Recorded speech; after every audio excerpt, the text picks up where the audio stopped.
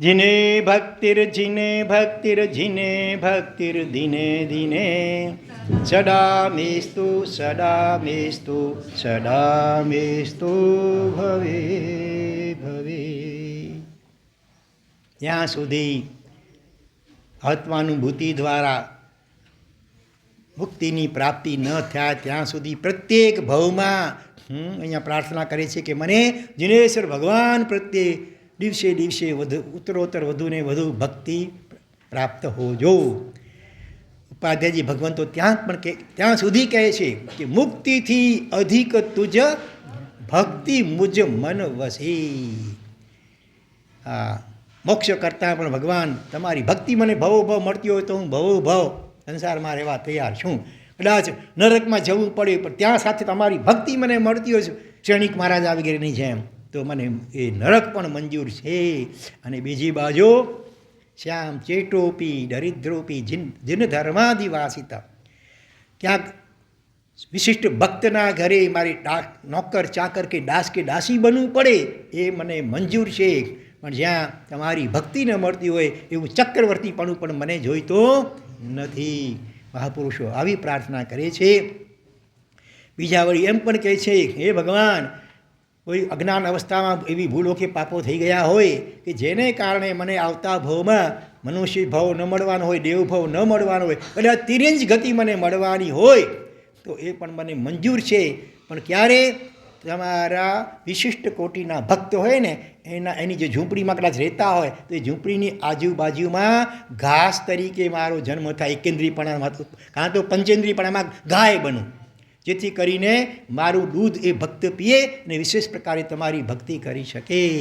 અને એ પંચેન્દ્રિય તિર્યંજ બનવાનું પણ સૌભાગ્ય મારું ન હોય તો છેવટે મને એકેન્દ્રિય વનસ્પતિકા મને ઘાસ બનાવજે, આંબો બનાવજે, એવું પણ નથી હોય તો ઘાસ સારું બનાવજે, જેથી કરીને એ ભક્તની ગાય હોય એ મારું ભક્ષણ કરે, એમાંથી દૂધ બને અને એ દૂધ ભક્તના પેટમાં જાય અને પછી એ વિશિષ્ટ ભક્તિ કરે તો થોડું ઘણું મને પણ કમિશન એમાંથી મળે તો ખરી ને.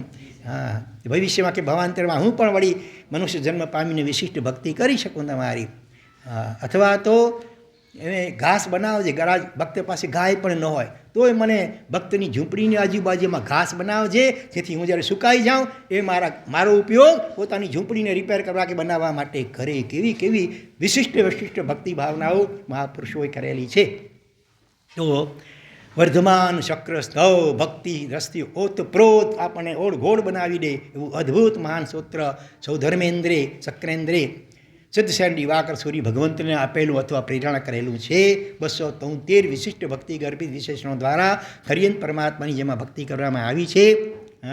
એમાં આપણે આગળ વધીએ એનાથી પહેલાં લેસન ગઈકાલનું થોડુંક જરા જોઈ લઈએ. આ જ રીતે સિંહાસન ધ્યાનથી અશોક વૃક્ષાદી અષ્ટપ્રાતિહાર્યોના ધ્યાન એકના ધ્યાનથી આત્માને શું શું લાભ થાય એનું વર્ણન આવ્યું હતું. ભગવતે વિશેષણમાં ભગત એટલે ઐશ્વર્યથી યુક્ત, અષ્ટમહાપ્રાતિહાર્ય આદિ ઐશ્વર્યથી યુક્ત. તો એમાં સિંહાસન ધ્યાનથી એટલે કે સિંહાસન ઉપર બિરાજમાન પરમાત્મા એનું સંયુક્ત રીતે ધ્યાન કરવાથી સાધક પોતાના સ્થાનેથી ખાલી જગ્યા થતો નથી. 2 અક્ષર અડધા છે, 2 અક્ષર આખા, આવડી આંગળી ઊંચી કરો એટલે લખેલું છે એટલે વાંચીએ છે, ખુલ્લું છે તો અત્યારે જરાક બંધ કરી નાખો ચોપડી. સારું તમે જો એ પ્રેક્ટિસ કરો લખવાની આવી રીતે. આમાં 2 અક્ષર અડધા અને 2 અક્ષર આખા છે. શું કીધું? 2 અક્ષર અડધા છે અને 2 અક્ષર આખા છે. પહેલો અક્ષર ભ છે. ચાલો, 2 અક્ષર અડધા. શું કહ્યું મેં? સિંહાસન ધ્યાનથી સાધક પોતાના સ્થાનેથી ખાલી જગ્યા થતો નથી, આ નીચે પડતો નથી. હવે એને માટે શબ્દ બોલો. ભ્રષ્ટ. ભ્રષ્ટમાં 2 અડધા છે ને, 2 આખા અક્ષર છે. પહેલો અક્ષર ભ છે. ચાલો, ચામર ધ્યાન કરનારને ક્યાંય કોઈની 3 અક્ષરની કરવી પડતી નથી, ચાકરી કરવી પડતી નથી. ધન્યવાદ. ફર્સ્ટ એટ્રેક્ટ એન્ડ આંગળી ઊંચી કરજો ને આવડે, ઘણાને આવડશે કદાચ. ફર્સ્ટ એટ્રેક્ટ એન્ડ ધેન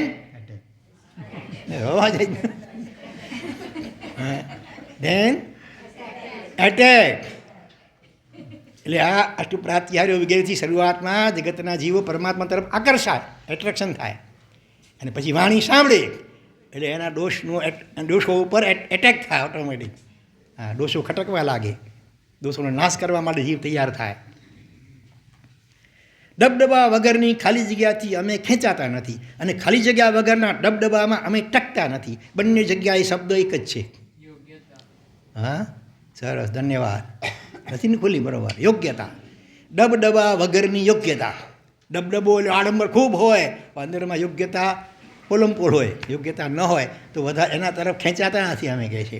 અને યોગ્યતા વગરના ડબડબામાં અમે ટકતા નથી. ડબડબો યોગ્યતા ન ટકીએ નહીં. અને હા, ડબડબા વગરની યોગ્યતાથી અમે ખેંચાતા નથી.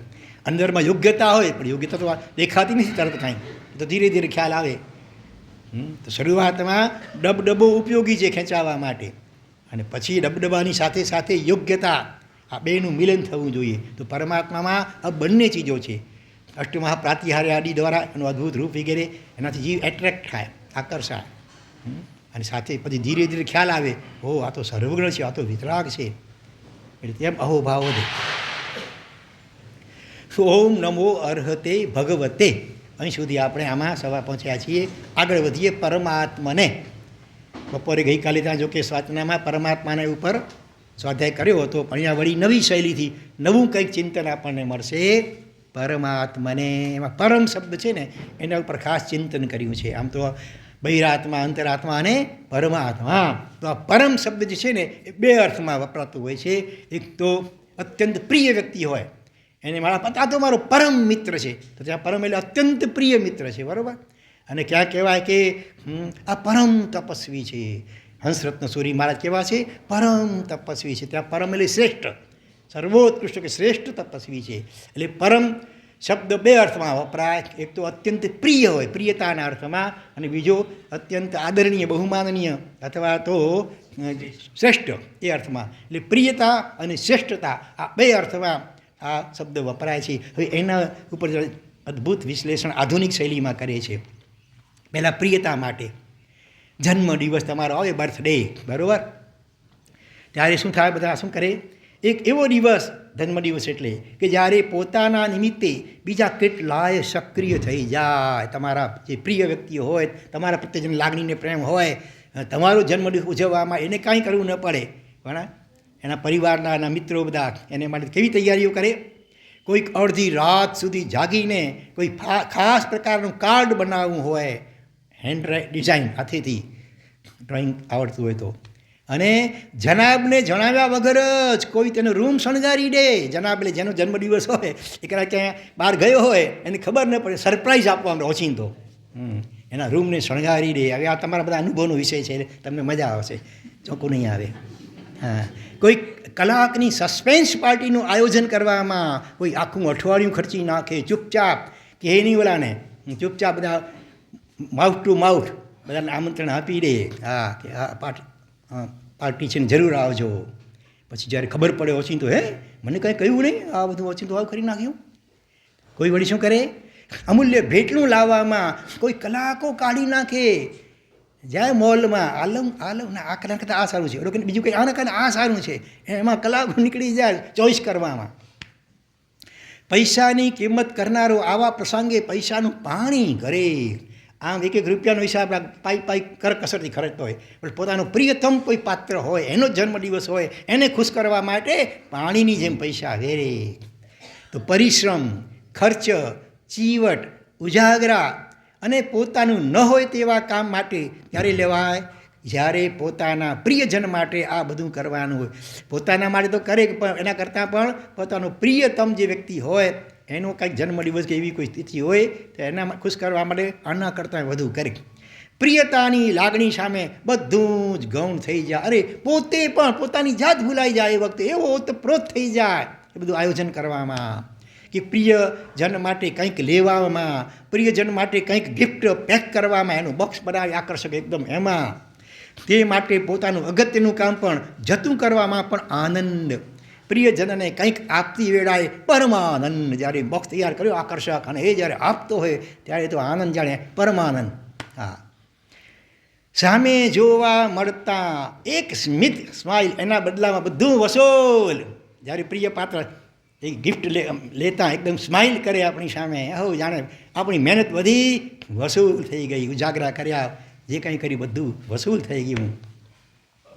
વ્યક્તિ પ્રત્યેની મનમાં રહેલી પ્રિયતાની લાગણીનો આ પડઘો છે. બરાબર? તો પરમનો એક અર્થ છે અત્યંત પ્રિય, અને બીજો અર્થ છે હવે શ્રેષ્ઠ, પરમ તપસ્વી, શ્રેષ્ઠ તપસ્વી. હવે એના માટે જો શું કહે છે કે પોતાના માટે અને પોતાના હોય તેના માટે વ્યક્તિ શ્રેષ્ઠ કરતાં નીચેનો માપદંડ પસંદ નહીં કરે. પોતાનામાંથી કપડાં ખરીદવાનો પ્રસંગ આવે, કોઈ પણ લગ્નાદી પ્રસંગ એની નિમિત્તે પણ, ત્યારે સારામાં સારા, શ્રેષ્ઠમાં શ્રેષ્ઠ કપડાં પોતાના માટે પણ, અથવા પોતાનું પ્રિય વ્યક્તિ કોઈ એને માટે કંઈ ખરીદી કરવાની હોય તો એમાં પણ શ્રેષ્ઠમાં શ્રેષ્ઠ. ડૉક્ટર અંદાજને કહે છે તારી પાસે શ્રેષ્ઠમાં શ્રેષ્ઠ મારા સારામાં સારો માલ હોય બતાવ, બરાબર, A1 ગ્રેડનો. પોતાનું ઘર, ફર્નિચર, ઘરેણાં, વોર્ડરોબ, ગાડી, sweet watch. What is wardrobe? કબાટ. અચ્છા, ખાના હોય, હેંગર લટકતા હોય કપડાં બધા, કેટલા બધા, ભલે. એ બધું જ પરવડે ત્યાં સુધી શ્રેષ્ઠ જ. પૈસા ન હોય ને ન છૂટકે પછી થોડો સંતોષ માનવો પડે, મિડલ ક્વોલિટીથી જુદી વાત છે. હોય પૈસા તો A1 ક્વોલિટીનું જ પસંદ કરે. આજે લોકોમાં જોવા મળતું બ્રાન્ડેડનું વળગણ, જે કંપનીઓ વખાણાતી હોય જેની બ્રાન્ડ, તો બધું, હા, એટલે વ્યક્તિની અંદર રહેલા શ્રેષ્ઠતા માટેના પ્રેમનો પુરાવો, કે જીવને એકદમ ટોપ કક્ષાનું હોય બધું ગમે છે. પ્રિય અને શ્રેષ્ઠનું આકર્ષણ માણસને કાયમ રહ્યું છે. પ્રિય અને શ્રેષ્ઠ માટે માણસ કાયમ ખેંચાયો છે. પ્રિયતા અને શ્રેષ્ઠતા આ બંનેને જણાવવા માટે એક કોમન શબ્દ છે. કયો શબ્દ? પરમ. બરાબર, પરમ.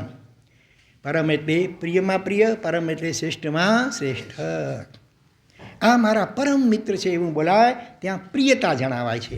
આ પરમ તપસ્વી છે એવું બોલાય ત્યાં શ્રેષ્ઠતા દર્શાવાય છે. પ્રીતિ અને ભક્તિથી છલકતા સક્ર સ્તવમાં કેન્દ્ર સ્થાને આ બંને ભાવોનું આધિપત્ય રહેલું છે. પરમાત્મા આપણા પરમ પ્રિય પણ અને પરમ શ્રેષ્ઠ પણ છે. એટલે આમાં પરમાત્માને શબ્દ મૂક્યો છે, પરમાત્માને. પ્રભુ એટલે મારા મનનું પ્રિય પાત્ર. પ્રભુ એટલે મારા મનનું શ્રેષ્ઠ પાત્ર. બે શબ્દ છે ને અર્થ, એક પ્રિય અને બીજું શ્રેષ્ઠ. અહીંયા ભલે અપેક્ષા પ્રિય કહ્યું, હકીકતમાં તો પરમાત્મા આપણને કેવા લાગવા જોઈએ? માત્ર પ્રિય નહીં, 3 કેટેગરી હોય ને, પ્રિય, પ્રિયતર અને પ્રિયતમ. Good, better and best. Good એટલે સારું, બેટર એટલે બેમાં વધારે સારું, અને બેટર અને બધા કરતાં વધુ સારું હોય એ બેસ્ટ કહેવાય. તો પરમાત્મા માત્ર પ્રિય તો હોય ભલે, પ્રિયતર પણ હકીકતમાં પ્રિયતમ લાગવા જોઈએ. લાગે છે કે કેમ? અહીં બેઠેલા લગભગ બધા અને ભગવાન પ્રિય તો છે, એટલે તો તમે અહીંયા આવો છો, બરાબર ને, ભગવાનની વાણી સાંભળવા માટે. પણ હવે પ્રિયતમના સ્થાને ભગવાન છે કે હજી સંસારની કોઈ ચીજો કે વ્યક્તિઓ છે, એ જરાક સ્વયં તટસ્થપણે પ્રામાણિકપણે આત્મનિરીક્ષણ કરવાનું છે. ભગવાન માત્ર પ્રિય નહીં પણ પ્રિયતમ લાગવા જોઈએ. જેવી રીતે આનંદગંજી યોગીરાજ શું કહ્યું? ऋषभजिनेश्वर प्रीतम मारो और न चाहूं रे कंत. પ્રીતમ એટલે પ્રિયતમ. પ્રિયતમનો અપભ્રંશ થઈ ગયો પ્રીતમ, સૌથી વધુમાં વધુ પ્રિય, એનાથી ચડી આવતું બીજું કોઈ પ્રિય નહીં. રીજ્યો, હા, ઓર ન ચાહું રે કંત. પરમાત્મા સિવાય બીજા કોઈ ધણીને ચેતના કહે છે કે હું ઈચ્છતી નથી, કારણ કે આ ધણી એવા છે. રીજ્યો સાહેબ રંગ સંગ ન પરિહરે ભાંગે સાડી અનંત. 4 ભાંગા છે ને, 4 પ્રકાર: સાડી શાંત, સાડી અનંત, અનાડી શાંત, અનાડી અનંત. એમાં કયો પ્રકાર? સાડી અનંત. સાડી એટલે લગ્ન નહીં, પણ તમારા આ મીંડાવાળો સ નથી, સસલાનો સ છે. સાડી સ વત્તા આડી. સ એટલે સહિત, આડી શરૂઆત સહિત.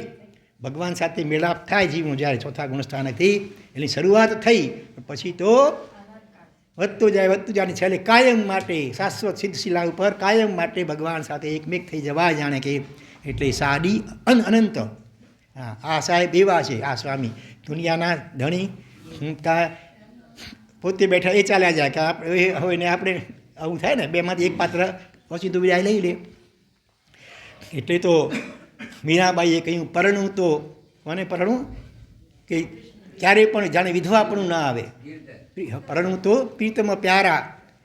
સંસારમાં તો પરણીને રંડાવું પાછું, મારે આવો રંડાપો ભૂતકાળમાં અંતવાર ભોગવ્યો, હવે મારે રંડાપો જોઈતો નથી. એવા પ્રીતમને પરણો કે ક્યારેય વિધવાપણું આવે જ નહીં, એવા પરમાત્માને પરણી લો, કારણ કે એ સાડી અનંત ભાંગે પછી આપણો સાથ છોડતા નથી.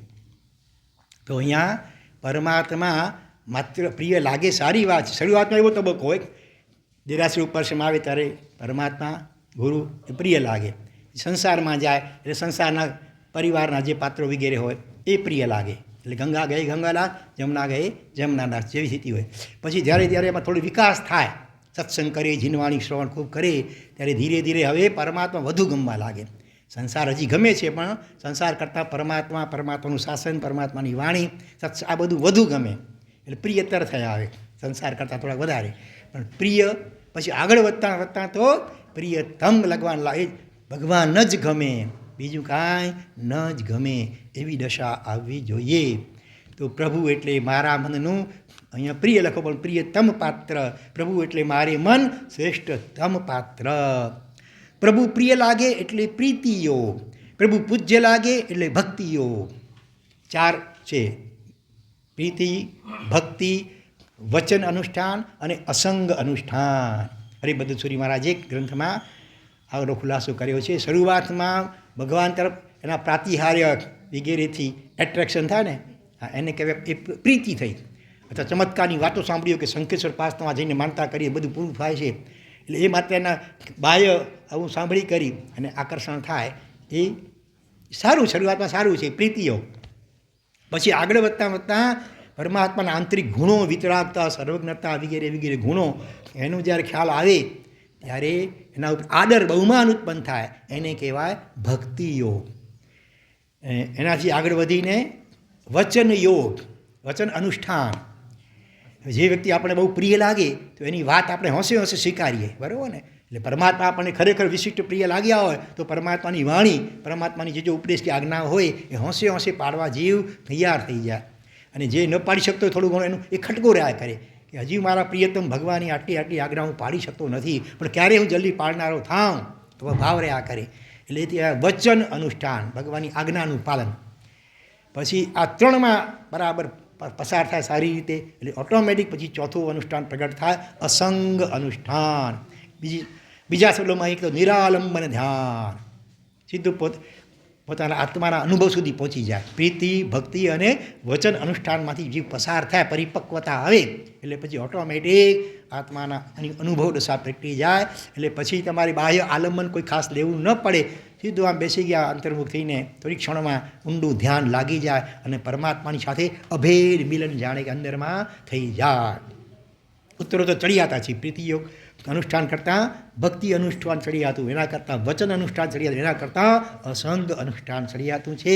અહીંયા તો પ્રિય અને શ્રેષ્ઠની વાત છે. પ્રભુ પ્રિય લાગે એટલે પ્રીતિયોગ, અને પ્રભુ પૂજ્ય લાગે ગુણોના કારણે એટલે ભક્તિયોગ. પ્રિયતાનું સ્થાન, મિત્ર એ પ્રિયતાનું સ્થાન છે, માતા એ પૂજ્યતાનું સ્થાન છે, બરાબર? અને બંને પ્રકારની સંવેદનાનું અવતરણ સ્થળ બને એવું પરમ પાત્ર એટલે કોણ? અઢી અક્ષરનો શબ્દ બોલો, પ્રભુ. વેરી ગુડ, બરાબર ને? અઢી અક્ષર શબ્દ છે પ્રભુ. ત્યાં પરમાત્માથી પ્રીતિ પણ કરી શકાય અને ભક્તિ પણ કરી શકાય. શ્રેષ્ઠતાનો બોધ પ્રિયતાની લાગણી જન્માવી શકે છે, અને પ્રિયતાની લાગણી શ્રેષ્ઠતાનો અભિપ્રાય ઊભો કરી શકે છે. શક્રસ્તવના પ્રથમ ચરણમાં આ ભાવ ખૂબ ઘૂંટાય છે. પ્રભુ માટે પ્રયોજાયેલા વિશેષણોમાં વારંવાર પરમનો છંટકાવ થયેલો છે. મીઠાઈ બનીને ઉપર કંઈ છંટકાવ કરો ને ક્યારેક, કારણ કે જો અહીંયા પરમાત્માને પરમ જ્યોતિ છે, પરમ પરમેશીને પરમ વેદ છે, પરમ યોગીને પરમેશ્વરાય, કેટલી 6-7 વખત આવી ગયો પરમ પરમ પરમ પરમ. આ છંટકાવ પરમ શબ્દનો. પરમ પવિત્ર સી આચારા નહીં, આને આપણે પરમની વર્ષા, છંટકાવ પરમની વર્ષા કહીશું. પ્રિયત્વ અને શ્રેષ્ઠત્વ જાણે પ્રભુ ઉપર વરસી રહ્યું છે. પરમ પવિત્ર શ્રી આચારાંગ સૂત્રના શીતોષ્ણીય અધ્યયનમાં પ્રવ્રજ્યા લેનારા અંગે 7 પ્રકારની યોગ્યતા વિશેષ જરૂરી જણાવી છે. પ્રવ્રજ્યા દીક્ષા લેનારા સાંભળજો સાવધાન. શું કહે છે? તેમાં સૌ પ્રથમ આ વાત લાવીને મૂકી છે કે પરમદંશી ત્યાંના સંદર્ભ પ્રમાણે મોક્ષ અને મોક્ષના ઉપાયરૂપ સંયમ જ શ્રેષ્ઠ છે એવું માનતો હોય તે એક પરમદર્શી કહેવાય. દર્શી જોનારો, પરમને જોનારો એટલે કે મોક્ષ એટલે આત્માનું સંપૂર્ણ શુદ્ધ સ્વરૂપ એ જ ખરેખર સર્વશ્રેષ્ઠ છે, પામવા યોગ્ય છે. એ વાત જેના અંતરમાં બરાબર ઢસેલી સમજાયેલી હોય એવો પરમદર્શી મુમુક્ષુ આત્મા કેવો હોય? અપરમદર્શીનો એનો કુતૂહલ ન હોય. સંસારના તો રંગના ઘણા બધા અનુભવોમાં જોઈ નાખ્યા, હવે એના પ્રતિ ઉદાસીન ભાવ હોય. હવે તો બસ આત્મા અને પરમાત્મા એની જ જેને લગ્ની લાગી હોય અને ક્યારે એવું જલ્દી આત્માનો અનુભવ કરનારો થાઉં આ ઝંખના જેના અંતરમાં હોય એ ખરેખર કહેવાય સાચો મુમુક્ષુ આત્મા. પ્રસ્તુતમાં એમ કહી શકાય કે પહેલાં પરમની ચાહના ઊભી કરો, બરાબર? પરમ તત્વ આત્મા કે પરમાત્મા એની ચાહના ઊભી કરો અને પછી આગળની વાત. સ્તવન ભક્તિના પ્રથમ પડાવમાં માટે જ આ વાત બરાબર ઘૂંટી છે કે યોગીઓમાં પરમ, ઈશ્વરમાં પરમ, પરમેશ્વરીમાં પણ પરમ, બસ પરમની ચાહના, પરમમાં રમણતા અને પરમની રટણા. આત્મા આત્મા શુદ્ધ આત્મા છું, શુદ્ધ આત્મા છું, અંદર રટણ ચાલ્યા કરે એ જાણે વારંવાર પરમ શબ્દની વર્ષા થઈ છે. ચાલો ભીના થઈએ, અંતરથી ભાવથી ભીના બનીએ અને અડગ નિર્ધાર કરીએ કે રમવું તો શેમાં? પરમમાં જ. પરમ એટલે આત્મા, ભલે શુદ્ધ આત્મા, એમાં જ રમવું છે. હવે બીજી રમતો તો વિડીયો ગેમ તો અનુભવોમાં ઘણી રમ્યા, આ કંઈ હમણાં શોધાવ્યું છે એવું નથી. આ તો સમય પરિવર્તન પામ્યા જ કરે છે. વિજ્ઞાન કંઈ પહેલી વાર આટલું વિકસ્યું છે એવું નથી, ભૂતકાળ અનુભવમાં અનંતકાળ વિકસી ચૂક્યું છે. દરેક પ્રકારની રમતો આપણે રમી ચૂક્યા છીએ. ન રમવા જેવી સંસારની રમતો પણ જે ઘણું રમ્યો છે. હા, એક જ રમણતા બાકી રહી છે, તે પોતાના આત્મામાં કહો કે પરમાત્મામાં જ હવે રમશું, બીજે ક્યાંય નહીં. આગળ વિશેષણ ત્રીજું મૂકે છે પરમ જ્યોતિ છે. પરમાત્માને પછી આવે છે પરમ જ્યોતિ છે. એટલે પરમાત્મા ભગવાન કેવા છે? પરમ જ્યોતિર સ્વરૂપ છે, પ્રકાશ સ્વરૂપ છે, કેવળ જ્ઞાનરૂપી પરમ જ્યોતિ સ્વરૂપ છે. હવે જો એનું કેવી રીતે આનું વિવેચન કરે છે. ઋજુવાલિકા જળ રણઝણતા વહે ત્યાં જ્ઞાનની જ્યોતિ જાગી. ભગવાને કેવું ક્યાં થયું? ઋજુકાલિકા નદી. કેટલા જણા ગયા છો ઋજુકાલિકા નદી પાસે? બરોબર. જ્ઞાત ખંડ ઉદ્યાનમાં કેશ લુંચન કરી પ્રવ્રજિત થનારા પ્રભુ 12.5 વર્ષનો સાધના કાળ પૂર્ણ થયો ત્યારે પછી કઈ તિથિ આવી હતી કેવળ જ્ઞાન માટે? વૈશાખ વડી કે સુડી? એ જરા કન્ફ્યુઝ છે.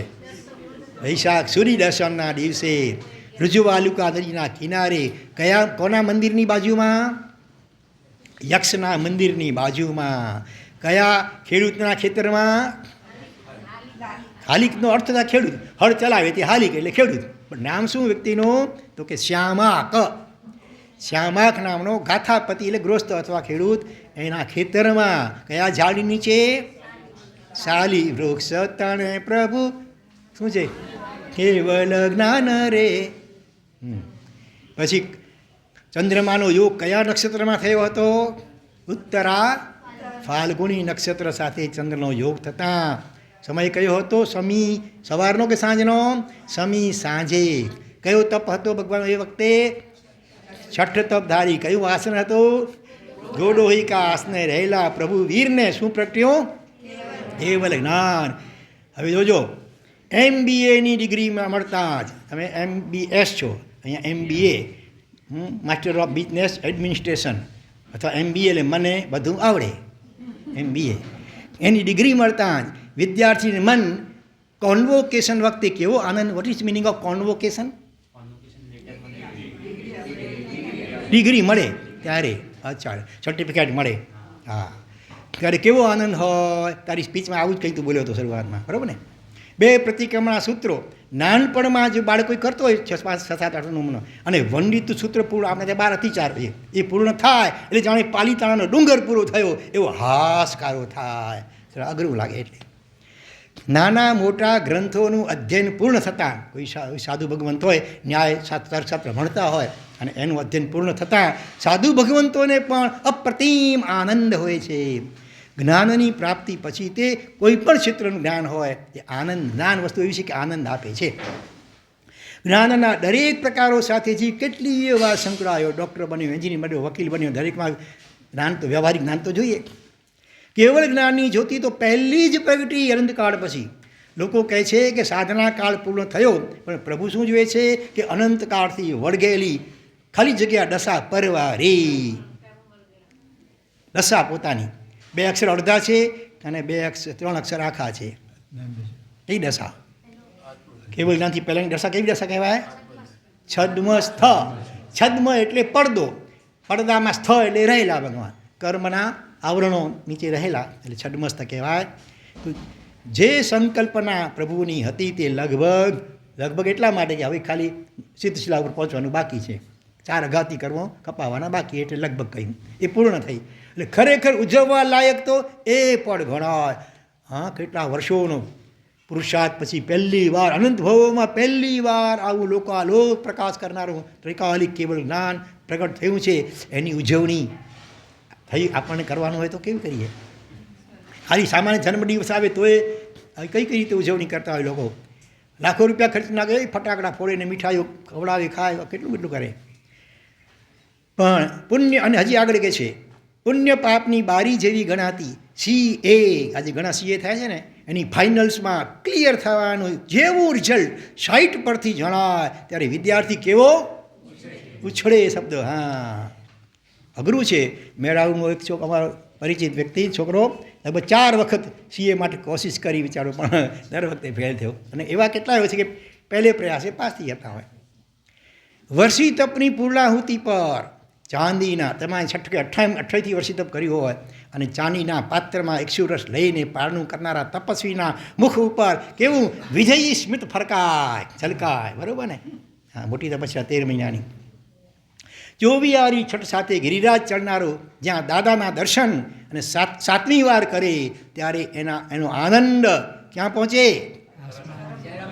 2 શબ્દ, એક સંખ્યાવાચક છે, 7મે આસમાને, એમ કહેવાય. 7 રાજલો ઉપર છે સિલસિલા. હા, અને એની આંખો ચૂવે છે, ચૂવે, હર્ષના આંસુ આવી જાય એકદમ.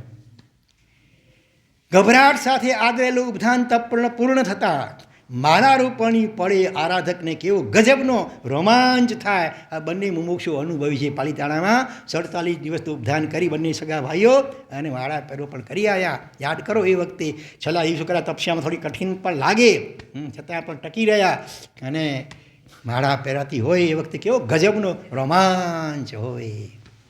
એટલે આ રીતે કેટલા દાખલા આપી દીધા વ્યવહારિક બધા. ઉપલબ્ધિ અને આનંદ, કોઈ વિશિષ્ટ ઉપલબ્ધિ પ્રાપ્તિ થાય અને એનો આનંદ જીવને થયા વગર રહે નહીં.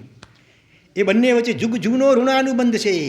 પણ અહીંયા જુઓ, કેવળ જ્ઞાનની પ્રાપ્તિ એ ભવચક્રની સર્વોત્કૃષ્ટ લબ્ધિ ગણાય. કાળથી ભવચક્રમાં ભટકીએ છીએ, એમાં સૌથી ઉપલબ્ધિ એટલે પ્રાપ્તિ શ્રેષ્ઠમાં શ્રેષ્ઠ હોય તો કેવળ જ્ઞાનની પ્રાપ્તિ. હા, એક અસત કલ્પના કરીને કહીએ તો પ્રભુ પણ ઉછળી પડે અને ઝૂમી ઉઠે તેવી ઉપલબ્ધિ આપણી દૃષ્ટિએ કહી શકાય. પણ ઘટનાક્રમ કેવો ગજબનો! જે ક્ષણે કેવળ જ્ઞાનની જ્યોતિ પ્રગટી એ ક્ષણે પ્રભુ કેવા છે? 4 અક્ષરનો શબ્દ વિતરાગ. એટલે હવે ઉછળે ખરા? નહીં.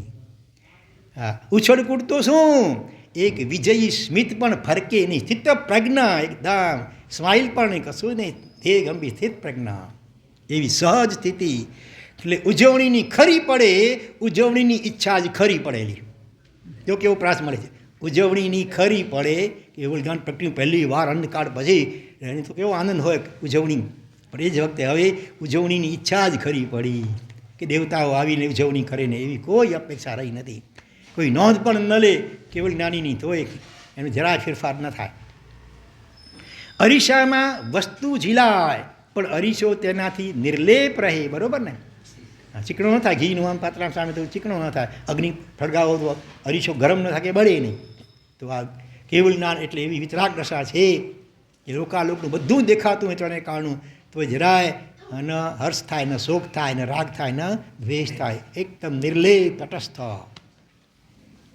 બધું જાણવા છતાં કોઈ અસર ન લે એવી પૂર્ણ અને પ્રભાવશાળી પ્રભુતાનો નિખાર. સામાન્યથી જાણકારી લગભગ પ્રતિભાવ આપ્યા વગર ન રહે. જરાક સમાચાર ટીવીમાં જુઓ એટલે તરત એના ઉપર કંઈક ને કંઈક અભિપ્રાય ટીકા ટિપ્પણી કરવાનું મન થઈ જાય કે આ સારું ને આ સારું ખરાબ બરાબર ન થયું ને વગેરે વગેરે. થોડું જાણીએ અને અંદર ઘણું બધું થાય અંદરમાં એવી આછકલી જાણકારીથી આપણે ટેવાયેલા છીએ. બધું જ જણાય અને અંદર કાંઈ જ ન થાય એવી સર્વોચ્ચ અને પરમોચ્ચ જ્ઞાન દશા એ કલ્પના કે શ્રદ્ધાથી વધુ તો આશ્ચર્યનો વિષય લાગે. હા, દુનિયામાં કંઈક ચાલતું હોય, રાગદ્વેષના તોફાનો, રાગદ્વેષની મોહના અનેક પ્રકારની તોફાનો ચાલતા હોય, દુનિયાભરની ચેનલો બધી દેખાતી હોય, બધી મૂવીઓ દેખાતી હોય, છતાં વાવ પણ ન થાય, આ કેવું સરસ, અથવા ઘૃણા તિરસ્કાર પણ ન થાય, કશું જ નિર્લેપ. દુનિયાભરના બધા જ દ્રશ્યો દેખાતા હોય, યુદ્ધો પણ દેખાતા હોય, કૂડ કપટ કાવા ડાવા રાજકારણ બધું દેખાતું હોય, કોણે કોનું ખૂન કરીને બધું દેખાતું હોય. એનાનું ખૂન થયું કે આપઘાત કર્યો બધું ભગવાનની ખબર હોય, તો એમ ન થાય કે લાવ જરા કહી દઉં કે મને ખબર છે કે આણે ખૂન નથી કર્યું, એને તો આપઘાત નથી કર્યો, એનું કોઈ ફલાણી વ્યક્તિએ ખૂન કર્યું છે, એમ ઉત્કંઠા જરા માત્ર પણ થાય નહીં. આપણી સીધો કે ખાલી ચણો વાગે ઘણો. તો જાણકારીના હાઈએસ્ટ વોલ્યુમ સાથે પ્રતિક્રિયાના શૂન્ય વોલ્ટેજ ધરાવતું જ્ઞાન એટલે કયું જ્ઞાન? કેવલ જ્ઞાન. જાણકારીનો હાઈએસ્ટ વોલ્યુમ એટલે બધું જ, કશું છાનું રહ્યું નથી હવે. ભૂત ભવિષ્ય વર્તમાન ત્રણેય કાળ લોક આલોક, અને છતાં એની પ્રતિક્રિયતા કાંઈ જ નહીં, સામે રિએક્શન કાંઈ જ નહીં. બધું જાણવા છતાં પણ તદ્દન નિર્લેપ, શૂન્ય વોલ્ટેજ. ઇન્ફોર્મેશન ટેકનોલોજીનો ચૈતન્યગત ક્લાઇમેક્સ પોઈન્ટ એટલે કેવળ જ્ઞાન. ઇન્ફોર્મેશન એટલે માહિતી, બરાબર. પણ એ તો ટીવી કે મોબાઈલના જળમાં, આમાં ચૈતન્ય આત્માગત જે ક્લાઇમેક્સ એટલે પરાકાષ્ઠાનો જે પોઈન્ટ એટલે કેવળ જ્ઞાન.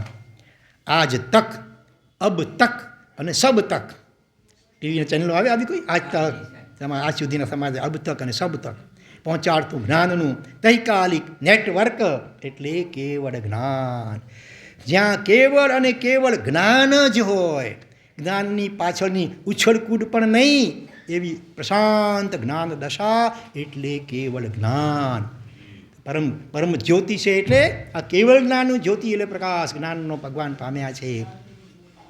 પ્રભુ કૈવલ્યની પરમ જ્ઞાન જ્યોતિ આપના આત્મકોડિયામાં પ્રગટી. એ અવસ્થા પૂર્વે જ આપ વિતરાગ થઈ ગયા હતા. પહેલાં વિતરાગતા આવે, પછી કેવળ જ્ઞાન તરત થાય. 12મા ગુણસ્થાનકને અંતે ક્ષીણ મોહ ગુણસ્થાનક, અને પછી તરસ અયોગી કેવલી. જાણે કે ધર્મ મહાસત્તા ઇનામ આપે છે. ઓહો, તે આવું પરાક્રમ કર્યું, અનાદિકાળનું આ રાગ દેશની મોહ એને સંપૂર્ણપણે તે ચકનાચૂર કરી નાખી. આહા, ધન્ય છે, ધન્ય છે, ધન્ય છે, લે ભાઈ આ કેવળ જ્ઞાન ને કેવળ દર્શનનું ભેટ, ઇનામ, બક્ષિસ, બહુમાન કરે કુદરત કે ધર્મ સત્તા જાણે કે. એટલે આપણે પુરુષાર્થ રાગ દ્વેષથી મુક્ત કરવાનો છે. વિદ્વાન જ્ઞાની પંડિત થવા માટે નહીં, કેવળ જ્ઞાન તો ઓટોમેટિક મળશે જો રાગ દ્વેષ ક્ષય થશે તો. એ અવસ્થા પૂર્વે જ આપ તો વિતરાગ થઈ ગયા હતા. અમારી દૃષ્ટિએ બાકી રહેલો આપનો એ ઉત્સવ અમે કાયમ ઉજવતા રહીશું. બરાબર ને?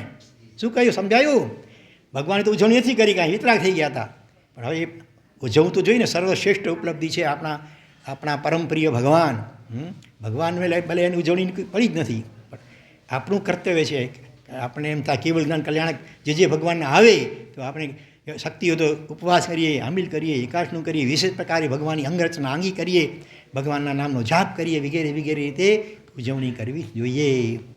આપના કેવળ જ્ઞાન કલ્યાણની ઉજવણી અમારા કેવળ જ્ઞાનની પીઠિકા કે ભૂમિકા બનો. ભગવાનનું કેવળ જ્ઞાન આપણે ભાવોલ્લાસથી ઉજવીશું તો ક્યારેક આપણું પણ કેવળ જ્ઞાન પ્રગટ થઈ શકશે. વિશેષ અગ્રે વર્તમાન જીનાદના કંઈ પણ બોલાયું હોય તો હાર્દિક મિચ્છામિ દુક્કડમ. ઓમ શાંતિ શાંતિ શાંતિ. ત્રણેય લોકના સર્વે જીવોનું કલ્યાણ મંગલ અને શીઘ્ર મોક્ષ થાઓ એવી મંગલ ભાવના પૂર્વક નમો અરિહંતાણં નમો આયરિયાણં નમો લોએ સબ સાહુણાં સબ પાવપણાસણો પરમં હોઈ મંગલ નમો સિદ્ધાણં નમો ઉવજ્જાયાણં યેશો પંચનમુક્કારો મંગલાણં ચ સવેશી નમો અરિહંતાણં નમો આયરિયાણં નમો લોએ સબ સાહુણાં સબ પાવપણાસણો પરમં હોઈ મંગલામ. ઓમ રીમ અર્હમ શ્રી સિમંદર સ્વામીને નમો નમઃ.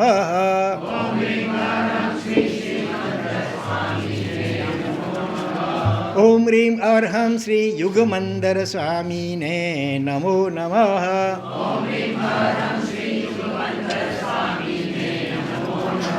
ઓમ રીમ અર્હમ શ્રી મદબાહુ સ્વામીને નમો નમઃ.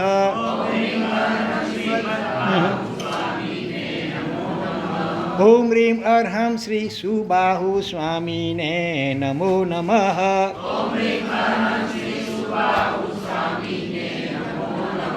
ઓમ રીમ અર્હમ શ્રી સુજાત સ્વામીને નમો નમઃ.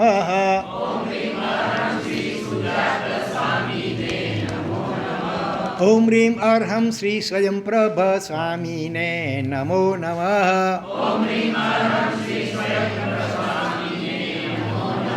ઓમ રીમ અર્હમ શ્રી ઋષભાનન સ્વામીને નમો નમઃ.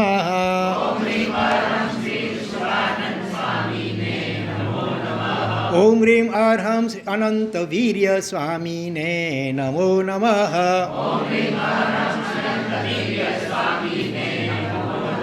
ઓમ રીમ અર્હમ શ્રી શૂરપ્રભ સ્વામીને નમો નમઃ.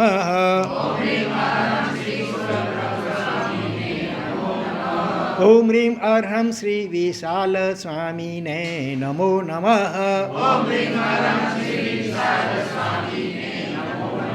ઓમ રીમ અર્હમ શ્રી વજ્રધર સ્વામીને નમો નમઃ.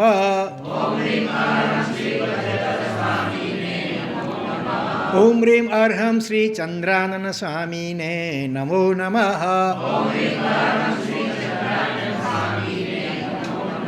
ઓમ રીમ અર્હમ શ્રી ચંદ્રબાહુ સ્વામીને નમો નમઃ.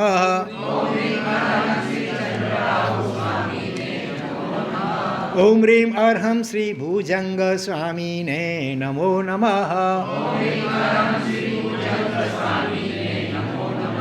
ઓમ રીમ અર્હમ શ્રી ઈશ્વર સ્વામીને નમો નમઃ.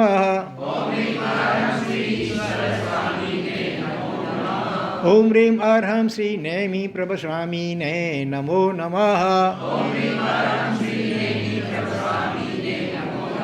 ઓમ રીમ અર્હમ શ્રી વીરસેન સ્વામીને નમો નમઃ.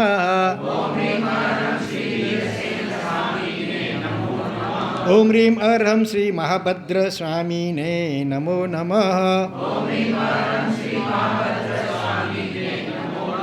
ઓમ રીમ અર્હમ શ્રી દેવયસ સ્વામીને નમો નમઃ. ઓમ રીમ અર્હમ અજિત વીર્ય સ્વામીને નમો નમઃ.